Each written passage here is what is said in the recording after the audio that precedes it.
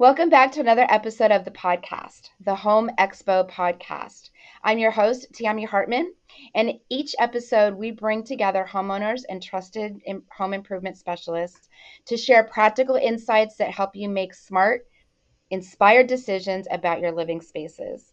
Today we're taking a different angle. We're talking about the money behind your dream projects. Whether you're building a tiny home, renovating a kitchen, or running a home improvement business, financial clarity is the foundation that makes everything possible.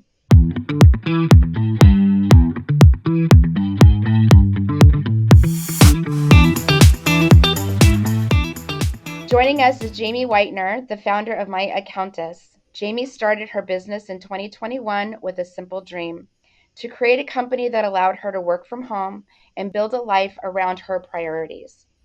She comes from a varied background that includes time as an assistant bank manager, a 911 dispatcher, experiences that taught her the value of remaining calm under pressure, building reliable systems, and earning her clients' trust. Today, she brings those skills to business owners, organizing their financial chaos and helping them lead with clarity and confidence. Jamie is especially passionate about solopreneurs and startups, including tiny home builders and tradespeople. And she serves as a strategic financial guide, bookkeeper, and fractional CFO. Thank you, Jamie, for joining us on this episode of the podcast. We're so excited to have you here, and thank you so much for your time. Well, thank you for having me. It's a pleasure to be here. How do you go from being a bank manager to a 911 dispatcher to a bookkeeping to a Well, bookkeeper? I How will does that tell all you, tie in? yeah, they all do have a lot in common. If you look at it at a mile high overview, which is really kind of how I like to do things, I like to say that I'm a professional at passing background checks. So you need a background check for working at the bank. You need a background check for working in 911 dispatch. And the big key there is also, they always talk about doing what's right even when nobody's looking. You have to have that moral code, because if you ever get called into court, they need to have somebody with moral fiber sitting there talking about what they're doing. So when it came to the bookkeeping piece, it was just kind of a conglomeration of the two. Like I say, doing books for a lot of my clients in the banking world, balancing cash drawers, to following policies and procedures in the 911 industry. So, it reached a point where I was realizing I was working for a lot of other people. My time was no longer my own. I mean, my first 2 years as a 911 dispatcher, I think I ended up working 50, 60-hour weeks easily for the first 2 years, and graveyard. So, I heard stories about people that didn't even get to go to their own children's wedding. So it was really this look at what kind of life do I want to live, and realizing I wanted to be my own boss in control of my own life. And I mean, perfect example is yesterday I was out hiking 7:30 in the morning. It's like, I don't have to be at my desk until 9. Nobody's waiting on me. So creating a lifestyle is really what I started looking at. And this afforded me that. So I've spent a lot of time working towards that goal. We actually have more in common than I thought. I worked in the banking industry for 5 years doing bank transfers. And back in the day, you had to be bonded. So I was bonded for one penny less than $1 billion. So, having those checks and balances, I mean, it's not just getting instructions from a bank and then wiring out the money. There was like 5 people that needed to start the wire, Right. check the wire, send the wire, have it checked, 2 or 3 times before it even left the bank. So I totally get that. And I started my bookkeeping business in 2001. doing the same thing. I was going to school full time. I needed a flexible schedule. And then I had my son in 2006, and same thing. I needed flexibility. He's 19 years old now, and I have never missed a play or a function at school. Yeah. And you're right. I didn't have to start at any particular time. And I worked when he was in preschool. Sometimes I worked at 10 o'clock at night because I'm a night owl. And Right. so bookkeeping, I think that some businesses think, oh, bookkeeper is only good for like 9 to 5 on Monday through Friday. And, as bookkeepers, we don't keep banking hours. Exactly. Exactly. And I think that some of these builders can appreciate that when they're doing an open house on a Saturday, and maybe they notice an error in the invoice or something like that Hmm. that they did. Right. So, maybe we can hop in real quick and help fix that. So, Yeah. yeah, that's amazing. I Well, didn't know that yeah. we had Yeah, that in common. exactly. It's funny how all this kind of just all aligns. You start looking at stuff, and Hmm. yeah, having the banking background as well. We all have to start somewhere. Yeah, I mean, whether you're 5 and you get an allowance to Right. college too. Right. Yeah, I Well, get and it. I get it. again, going back to that, like you say, even the childhood experiences, it's Mhm. having a budget. Even when you're a kid, it's like you can only spend $20 on, X. You've got to earn the money, and then you get to Mhm. go out and pick it. Even that stuff is life experiences that adds up to helping you with those life skills that, unfortunately, a lot of that stuff when it comes to money is not taught in schools. So many people, are struggling with going, okay, now what? Especially when you get into a business, it's a whole new Mhm. ball game. So Yeah, well, I think they're starting to change that in some of the high schools, at least in California. Jamie is located in Washington, but of course we can do bookkeeping from anywhere. And when my son was in his senior year in high school, they require you to take a semester of personal finance. So they nice. go over budgeting and how to buy a car, how to buy a house, how to invest, Hmm. like on the basics of like what it is. I mean, at Right. least they get exposed to it, right? Right. They've And at least so heard about it, and it's a good thing that you do early. yes, yes, like start now, start now. Right. Yeah. Start So yesterday. right? Yeah. So I really feel that, bookkeeping and budgeting, and especially nowadays where more and more people are learning about investing and investing early. And Mhm. there's like a plethora of platforms that can actually show you how to invest, what to invest in, where to go to find the information. Whereas I didn't have that in high school. So Right. I'm glad that, you know, us peasants are learning how to live like kings, Well, and it's it's true. all because of the internet. So Yeah. yeah, I love Yeah. that. It has um opened up a lot. yes, yes. So bookkeeping plus a fractional CFO, what is that? Can you explain that? Okay, so your three prongs. The accountess in of itself, I came up with this word when I was rebranding earlier this year. Okay. My business was going through a transition of, I didn't want to be limited to just bookkeeping. Um, Mm, I wanted to be able to encapsulate and grow my business into more of those advisory skills. Whereas bookkeeping, it's implied that it's in there, but it's just not really understood. Whereas this is, let's have a conversation about what level of support that you want. If you're mm-hmm, wanting a bookkeeper who, let's use an analogy. Let's make it really simple. Um, you need to have your books done. If you want to mm-hmm, go and get your taxes done, you go to a doctor.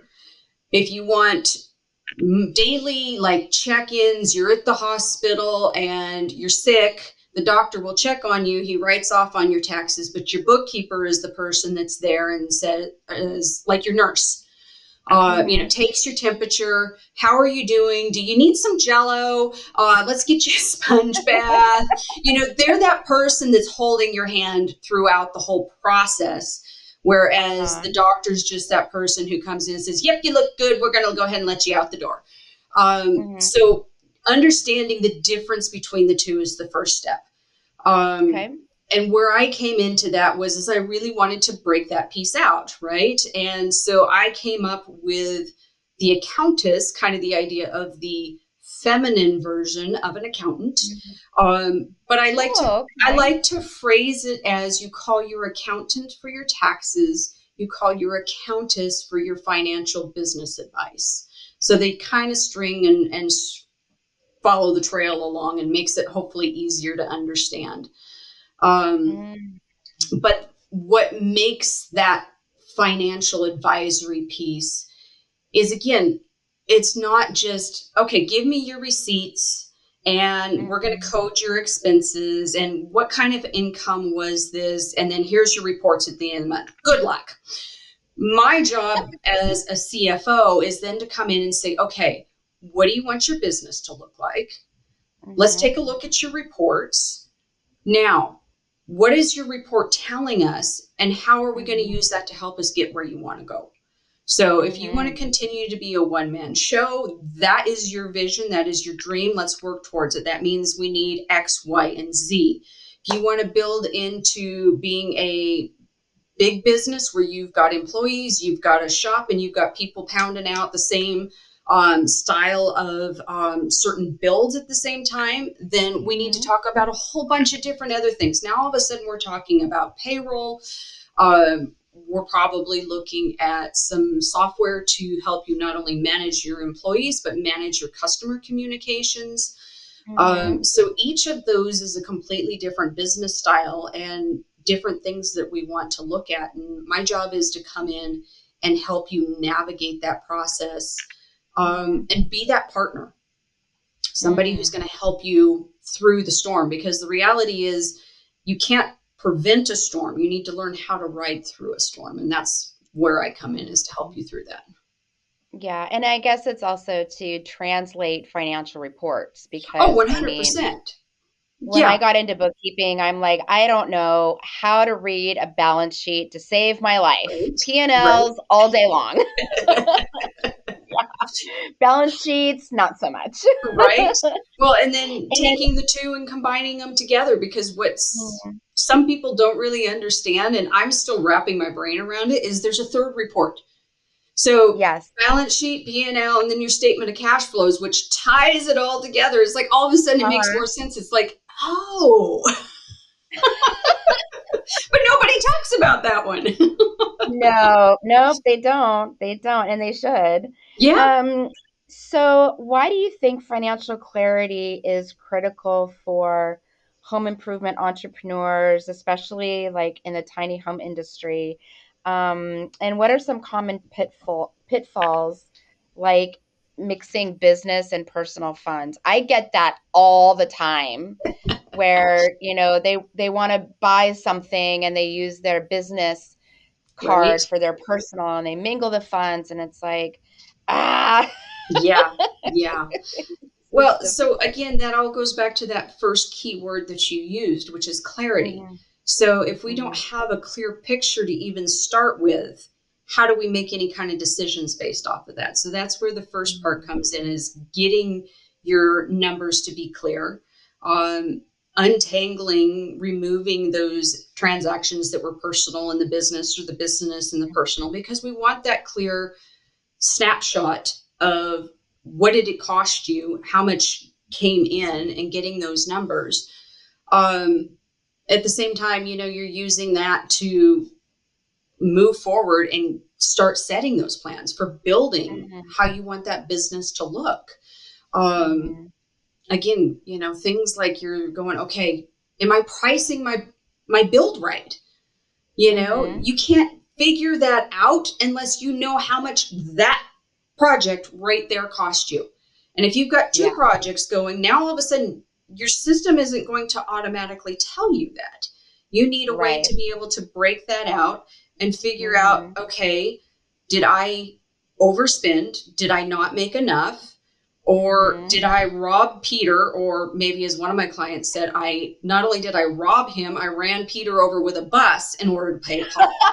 So without your clear numbers to start, that is literally the foundation of where we have to start with any of these conversations. So, Yes, exactly, exactly. And that's where job costing comes in. yep, Yep, exactly. job costing. I learned how to do bookkeeping by job costing, and if anybody's out there listening, and you're an accountant, accountess, or anybody who does the books, you know that job costing can be Yeah, very difficult. it takes accounting and turns it into chess. Yes, it does exactly. So, what kind of like smart bookkeeping systems can builders or even homeowners use to kind of tailor construction projects and track their work in progress? I mean, I know that you use QuickBooks. Is Yep. that like the number one software system that you use, or are there other systems that are coming into place? Like, what's the easiest software program to use, you think? That's a good question. And to be honest, it's something I'm still exploring. I do use QuickBooks primarily because 9 out of 10 businesses use QuickBooks. Um, Yes. that being said, um, the landscape's changing quite rapidly, especially with AI. There have been a Mhm. lot of new GL softwares, accounting softwares, that are coming out there. And there's a lot of people that are seeing the need for different types of software and are building them out. I just heard about a new one today. Um, Oh. so it's one of these where you're kind of always needing to have a finger on the pulse as well. What works Mhm. for one client is not necessarily going to work for another. I'm in the midst of testing out Zero as we speak. There's a new one I will be using for my own personal books, starting the first of the year. So, right there's two new GLs that I'll be playing with just to see how they work for clients. But again, it's a conversation. If you are a business that's just starting up, Mhm. QuickBooks may not be affordable.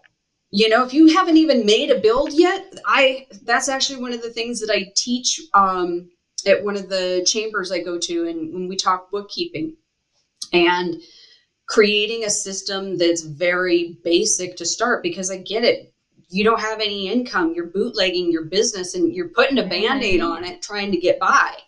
Yeah. So, you can do things with Excel that are amazing. Mhm. I haven't tested it. I referred it to somebody that is in the same position. She's a startup. It connects uh, it's not Excel, but Google Sheets, connects your Yes. Google Sheets to your bank feed. So it automates and brings in, which that's a huge feature of any accounting What? software, is having the automation. So you're not digitally entering everything, manually entering everything. And then you Mhm. basically got your bank statement sitting there right in front of you. So that has a lot of interest for me to be able to go look at some point. Um, Yeah. so yeah, I mean, the other options, I've even taught clients, the way I started out with my business and my personal books was through Mhm. my bank statements and paper, just pen and paper and Yeah. highlighters. Sit there and pick a color. You're highlighting your transactions. This is gas, this is supplies, and this is, whatever it is. Tally Mhm. it on the right, and then you've got a sheet at the front. I mean, you can make it work. It's more Mhm. important, I think, is being consistent. Pick your system Yes. and then apply yourself to it, because if you don't stay on top of it, that's when you call me. It's Yeah, tax and season and I haven't done anything since last I know, year. right? Yeah, Yes. I get it. I get it. And you're like, just let me do it for you, Right. get it cleaned up, Yep. and then I'll supervise for 3 months, Right. and then you can have it because it's going to cost them more in the Yeah. long run if they don't get it set it up properly. Exactly. Um, 100%. Yeah. yeah, The tax man will come for his money no matter what. Yeah, and they don't give a crap what Exactly. your bank statement Exactly. says. Yep. Uh-huh. That's funny. Yeah. Yeah, there are a lot of, and there's also YouTube videos and Facebook Great point. groups Yes, that there you are. can, Mm-hmm. yeah, that you can start with Mm-hmm. how other people do budgeting, job Yes. costing or whatever. There's Yep. so much information available on the internet that there's no reason why a business should fail, right? Yeah. 100%. I agree. Yeah. Mhm. The reality is we have the information. It's a matter of just applying ourselves to it. And I see the biggest issue with goes with any business owner for the most part. We are so busy wearing the 10 different hats that it takes to run your business that something has to give. And what Mhm. usually it is the thing that you like the least. So for Mhm. most people, that's the numbers. And it just results, like I say, where you're going, oh my gosh, we haven't touched it in 10 months. I don't know. I don't even know how my business is doing, let alone all the other things you don't know from that. So, So you have a profit first method. do. And how is reading the profit first method change? How has it changed your approach and what is it? Okay. So, Profit First is a book written by Mike McAllowitz. And if I will totally give him a plug here. So if you can't spell McAllowitz, his website is called Motorbike Mike. Um, I love Like, it. Yeah. He's like, I can't even spell McAllowitz. So here you go. Um, so I remember getting my first check, it was all of $100, and holding that in my mhm, hand and going, wow. And then going, what do I do with it? mhm, Can I pay myself? I mean, I didn't know what to do with it. It's just like, oh my gosh, I don't even know where to start. And by reading his book, it turned on the light for me. It was a total like aha moment. mhm. And I know a lot of people in the accounting world are not crazy about it because, to be quite honest, it complicates things in terms of how many bank accounts you have. So again, Right. mile high overview for those of you who don't know what this is, which you probably don't. So bear with me if you do. Um, it's an envelope system. You take Uh-huh. a bank account and you make it a designated envelope for certain things. So he recommends having your profit account, your tax account, your owner's pay account, your OPEX account, and there's one other I'm drawing a blank on. There's 5 of them. Anyways, point being, he's got these 5 accounts and oh, it's your income account. There we go. So Yeah, we need that. right? I'm like, yeah, we do need that. So your income is where everything lands that's incoming. Sorry, my camera's Mhm. buzzing. That's okay. Um, Income is where everything lands. So you can see at a glance everything you've made since you last made a disbursement or an allocation from that account. Mhm. Why I love this is because, again, it does something that most business owners, especially if you're just starting out, you're probably inclined to do, which is what I call bank account balancing, Yep. or banking. You see what's in the bank account, and that's what I have to spend, right? So, No. right, that's what I say too. But here you have your income, and you're like, okay, this is what I have. So from there, you make your disbursement, and I do this backwards. So again, it's profit first inspired. My first goal is to pay my taxes because, again, Mhm. that's who's coming after me first. So Yep. Yep. 15% of everything that's in that account that I haven't moved goes into my Mhm. tax account. Mhm. And then I look at my operating expenses. Again, it's backwards, but this is how I do Mhm. it. Being brutally honest, what That's do I okay. need? What do I need to get through? Because I have to go a whole month. I don't know about everybody else, but that's when I get paid. So what do I need to get through? And then I look at, okay, I need to set money aside. I've figured out what my percentage is that I want to allocate to that. And then I kind of play with it a little bit. And then I look at owner's pay. So like I say, Mhm. it's inspired. It's not profit first, because he would tell you, you start with paying yourself first. Um, Right. and I do feel like that still needs to be a priority. But at the same point, for me at this point where my business is this is my vehicle to get me where I'm going. So I am Mhm. still paying myself no matter what. It's just an Mhm. investment into me at this point. So Right. yeah. Exactly. Yeah, I get it.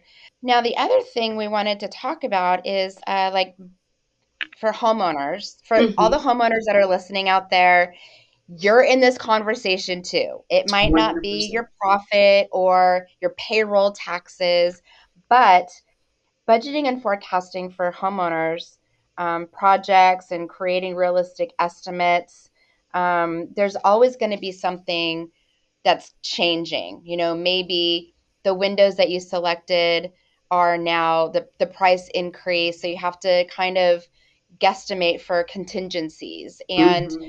we never know, um, maybe they needed an extra guy to come in and help because something else.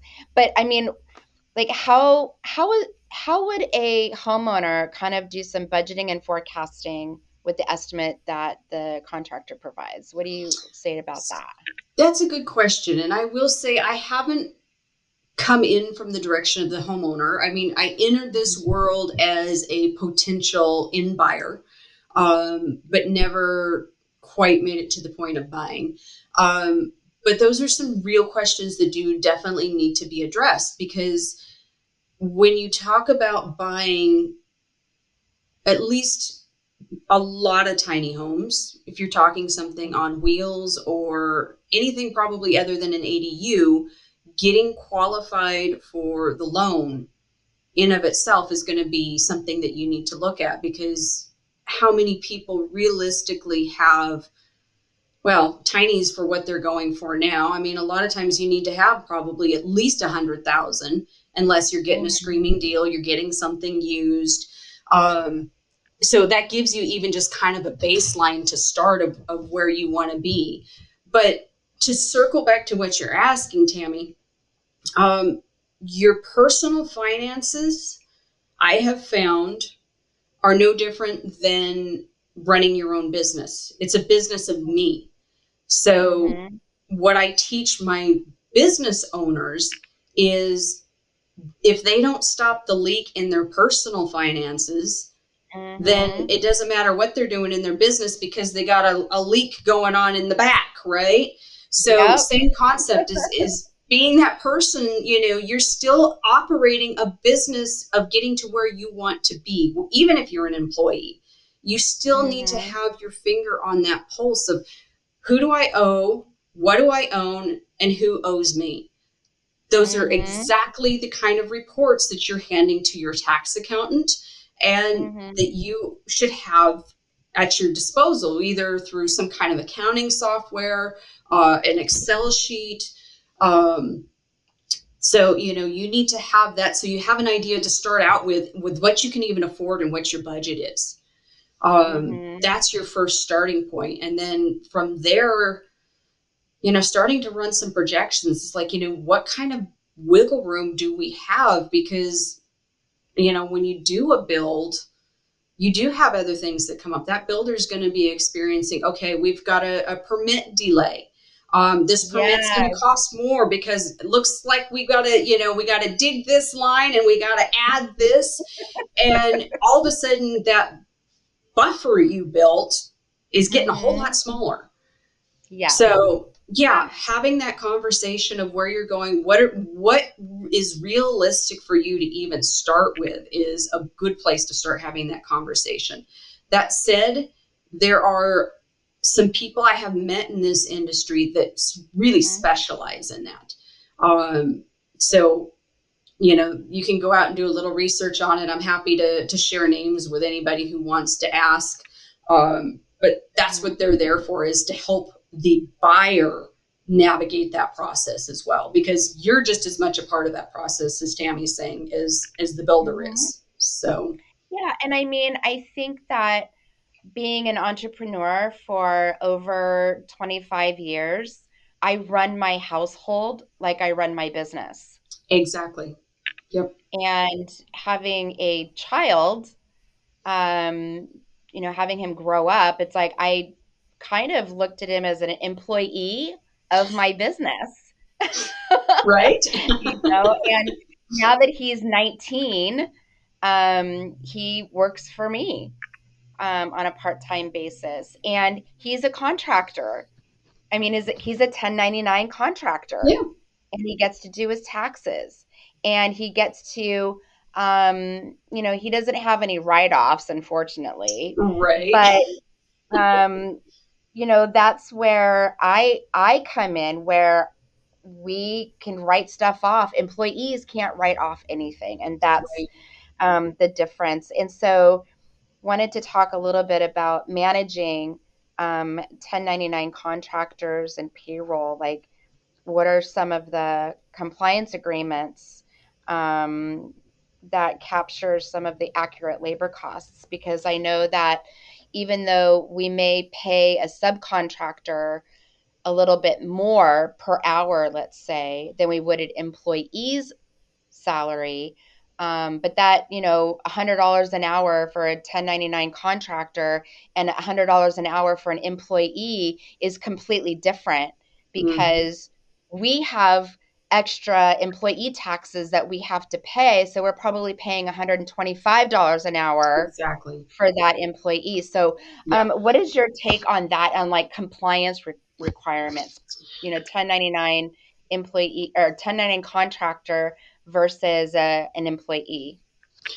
Well, the real question and what your state is going to ask is what requirements do they make? And that's where you really need to understand what is the definition of each and what are the standards that you are asking of this person in order to say, okay, what I'm going to be asking of this person falls under an employee, or this is going to fall under a Mhm. 1099. And that needs to be something that you look at before you even talk about getting somebody on board, because they're, again, like we talked about some of these other things, they're completely different categories. Yes. A 1099 contractor, like you say, it's a flat fee. You know what it is going to, well, mostly you know what it's going to be, but they send you the bill, right? Your Right. contractor is going to be somebody who likely operates under their own social security number or their own business number. They should be able to set their own hours, and they bring their own equipment. That's kind of a very simplistic view of it. Mhm. Um, and again, you just have that fee. You do a report for them at the end of the year that you submit to the government, and you're like, I paid him X amount of dollars. Um, Mhm. yeah, we're telling the government, and we're ratting out on you. That's what they like us to do. Like, if you don't report your income, we will. Yep, yep, we're gonna get you either way. Like I Yeah. said, yeah, gotta love the government. But the other factor is okay, if you are going to hire an employee, which Mhm. that means, okay, I want this employee to show up at X hours. He's going to be here X amount of hours. You're going to likely need to provide them with equipment. You've got some standards that you want them to meet, and they're required to meet. So it's a little more restrictive, which is kind of like the first clue that you should be Right. looking at hiring an employee. And as Tammie mentioned, that has some pros and cons to it as well. On top of the gross payroll, you're looking at it's anywhere between 15 to 25% extra just in your Mhm. liabilities that you're going to have to pay. Plus, you're going to have the added expense. You get to write it off, but you have the added expense of a payroll software. You may be using some kind of like time tracking apps or anything along Mhm. those lines. So it comes with extra expense. So Mhm. understanding that as well as to what your business is going to be taking on is just as important as to making sure you pick the right type of person that you want to hire. So, Yeah, and it is required by law that even part-time employees have to be paid a certain amount of PTO a year. yeah. And it used to be, I think it was like 24 hours a year, but I know that full-time employees, they are supposed to get 40 hours per year, at the bare minimum. So now you have to pay them when they're not working. Mm-hmm. And like you said, a contractor, I mean, if you're paying a subcontractor company, you're just paying the company. But if Yep. you're paying a contractor, like you and I, we don't require health insurance, PTO, workman's Exactly. comp. Yep. We carry Insurance, our own. all of that stuff is covered by your Yeah. contractor out of their own book. So, Yep. yeah. Yep. And you can't tell them how to do their job Yep. either. Yep. You can Exactly. tell me Exactly. you can tell me what you want done. Yep. Well, Oh, and you bring up an interesting point, Tammie, which is, I'll flat out even say is that you have probably more understanding of some of the requirements around payroll than I do, because I have not built my business to manage payroll. I will help guide payroll, but because payroll can vary from state to state, mhm, you have certain requirements. Okay, we're going to pay the payroll. It's on Friday, which means we need to enter it by Thursday. mhm, You have an employee that's got questions on their paid time off. There's a lot of reasons why I have opted not to do it. And the mhm, reality and the beauty is that there are tons of companies out there now that provide that as their sole purpose, because again, they're navigating the HR piece when you have mhm, employees is, hey, do we qualify for FMLA? I don't mhm. know. That's what those people are there for. And they are worth every penny, because it's like, that's what they're doing. They will even run the payroll for you if you want them to. So Yeah, again, they've done similar. It's just specializing. And so while I may not run it, we coordinate. So I'm happy to say, let's find a payroll company you like. mhm. I will be the go-between kind of thing. If you don't want to handle it, I also have clients that have no problem handling it. So it just, again, it goes back to, what kind of business do you want to run? Where do you want to spend your time? So Yeah, yeah. I mean, I, I don't do payroll. I did it's it for a lot of tough. years. I did it for a lot of years, and it's not my favorite. So, Yep. yeah, if you're a payroll company that's listening to this Right. podcast right We want now, to talk to we you. would we want to talk to you. So we will 100%. have a link to join us on the podcast as a guest. Please contact us. We need Yes. to know. So, what are some of the unique financial challenges for tiny home builders? Perfect. Thank you. Um, Unique challenges they're facing. Okay, job supplies. They're going to fluctuate, especially now with tariffs, anything that's being imported. So what you may have projected for when your buyer came in and you gave them an estimate, now because of building delays, when you go to finally finalize and purchase that product, it's increased $100. I mean, think about back when COVID, when a piece of plywood was $100 a sheet. I mean, Oh my that's kind of stuff you're just like, okay, we need to take a rebreath. That's going to affect Mhm, things. Again, just like I mentioned, the permits. That is also a piece that you need to be aware of, because that can slow up your delays as well. As you well know, with your ADUs there down in Sonoma and that area, it's mhm, like trying to navigate the processes through the cities and the counties. I haven't done it yet. All I've heard is just about how crazy it is. And my yes, hat's off to you. And I think that really goes into the part where not only the buyer, but the builder both need to be educated in terms of, what are we building?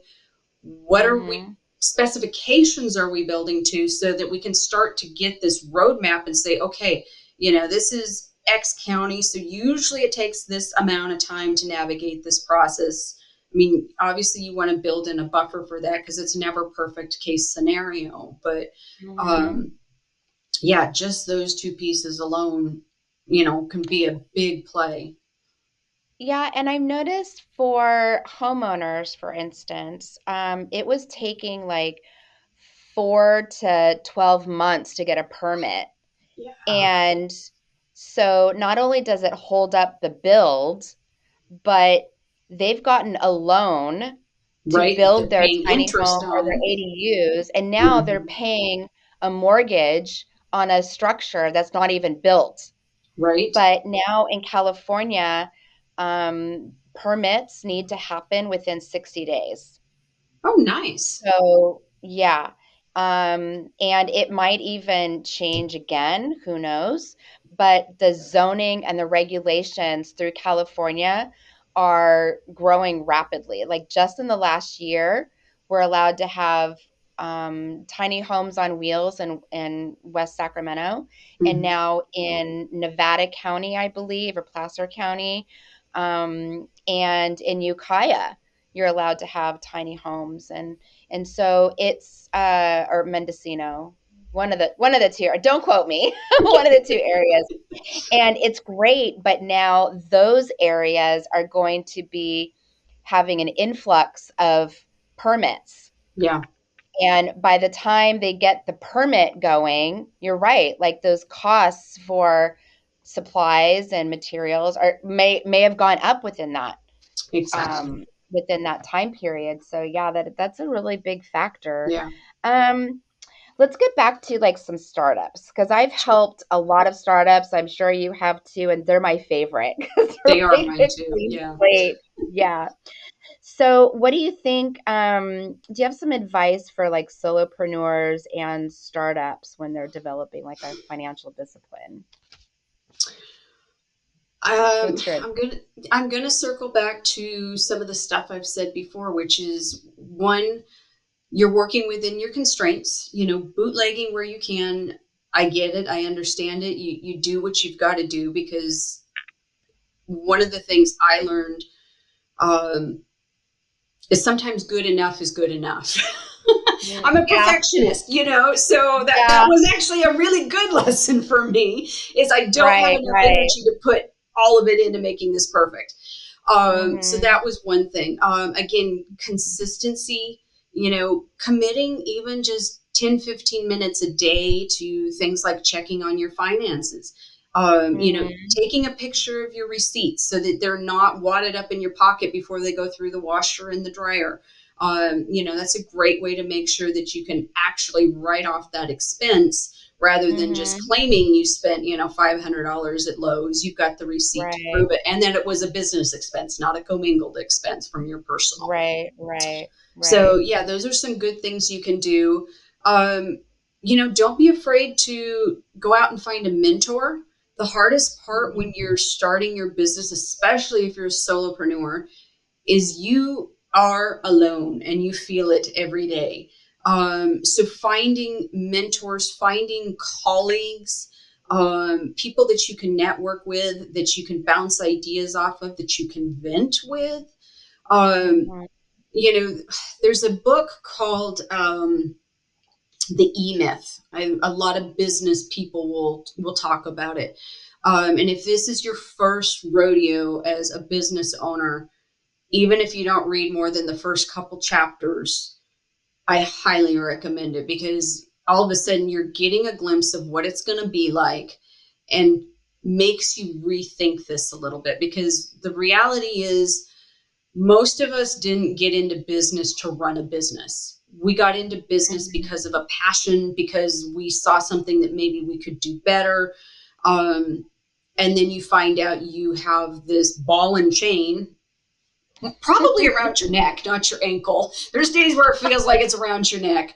And you Tax need, season, definitely. yes, you need those people. You need a support system, Mm-hmm, because if you don't have somebody else who's a business owner and understands what it's like, you know, love your spouse, but if they're an employee, they have no clue what it is, because they get to go to their 9 to 5 job, or maybe 10 p.m. to 6 a.m. job. And then, you know, they come home and they're done. As Yes. a business Yes. owner, you need to learn to have those boundaries, those cutoffs, because otherwise it will follow you and it will take over your life. So that's another piece is having boundaries. What is your cutoff? I mean, even something as simple for me was turning off my business email notifications on my phone. That way I'm not getting that as soon as I wake up in bed and I open my phone. It's like Hmm. 6 a.m. and all of a sudden I'm already dreading going to work because I know what's waiting. And that's 2 hours of me stewing about it. So, it's learning those little things, and you can pick that stuff up from, again, mentors, colleagues. Um, One of the things I've YouTube. actually started though is a builder's mastermind. We meet twice a month, Oh, and it's a place for people to come in with those burning questions, be it how do I step away from my business to, I'm dealing with X problem and, I'm wondering if anybody else has dealt with it. And that's what we're trying to build is that community where everybody can get together and have those conversations. hmm, And again, even if it's just to complain about something, there's probably somebody in the room that has an experience on it. And that's the idea behind a mastermind is we've all got our own experiences, and hmm, somebody probably has some kind of aha or hey, let me talk to so and so. hmm. So if you want Yeah. to, yeah, if you want to follow that, jump in on those conversations. We'd love to have you. You can follow me on Instagram at My Accountess, or if you email me, I'll send you the calendar invite link. Right now, we are still adjusting the times, trying to find what Okay. time's going to work because what may work for me is not necessarily going to work for the builders. So, Cool. we just ask that you're a little flexible. Let's have those conversations around, hey, and then I also have guys that are like, I can only hop in for a half hour. We'll take you. Perfect. That's all right. That's all we Yeah. need. So, Yeah. yeah, I get it. yeah, Awesome. exactly. Well, um, as Jamie mentioned, she's got this Builders Masterclass, and there are other resources available through My Accountants. And you can find all the links down below. You can email her, you can check out her website. She's on LinkedIn and all the things. Check her out. As we wrap up, remember that building or improving a home isn't just bricks and beams, it's about the numbers behind the vision. Jamie's story underscores that even the most complex financial challenges can be tamed with the right systems, a proactive strategy, and the courage to ask for help. Whether you're a DIY enthusiast, a tiny home visionary, or a seasoned contractor, the key takeaway is clear. Organize your books, understand your cash flow, and don't be afraid to work with professionals who can guide you. Organize your books, understand your cash flow, and don't be afraid to work with professionals who can guide you. To connect with Jamie or learn more about My Accountess, you can check out the links below. And as always, visit Sonoma North Bay HomeExpo.com to stay updated with our events and resources. And thank you for listening to the Home Expo podcast. And thank you again, Jamie, for all of your insights and your experience. And I have no doubt that you will be able to help a lot of people with money. It's not a scary thing to manage your business No. money. So thank you again for joining us. Well, thank you for having me, Tammie. All right, that's it for now, and we'll see you next time. Bye. Bye.